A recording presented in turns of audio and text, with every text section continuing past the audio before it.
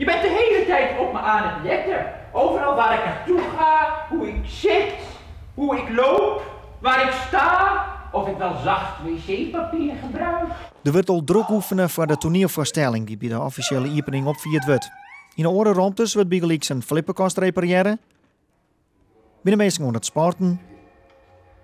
Of worden er voorwerpen maken met een 3D-printer.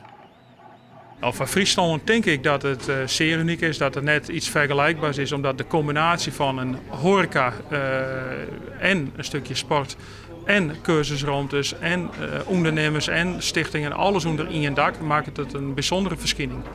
Het is voor ondernemers ook makkelijk om even binnen te stappen.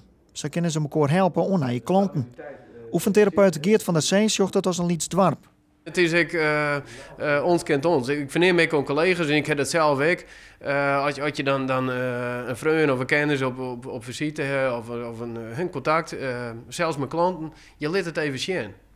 Je liet ook even de flipperkastbouwers zien en bekrijgt zo timber, de longboardmaker en zulke soort zaken. Je gaat bij elkaar boordje. Omdat je boorje bent is het contact goed. Dat herkent ook 3D-printermaker Frank Kroondijk. Die het krijglien nog wat printen had voor de flipperkastmaker. Dat is een hele oude techniek, waar soms misschien onderdelen voor het krijgen binnen. En dan vreet hij van, krijg je iets van maatje misschien. Nou, dan maak ik een ontwerp, een 3D-ontwerp. En dan vervolgens printen we het en dan zien we of dat werkt bijvoorbeeld. Dat is heel praktisch wat we van kan gebruiken. Zo wordt het voor de 30 ondernemers in de fabriek makkelijker.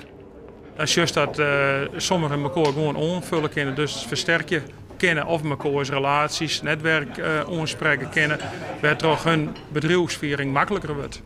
Vreter Sneun is de officiële opening met tal van activiteiten.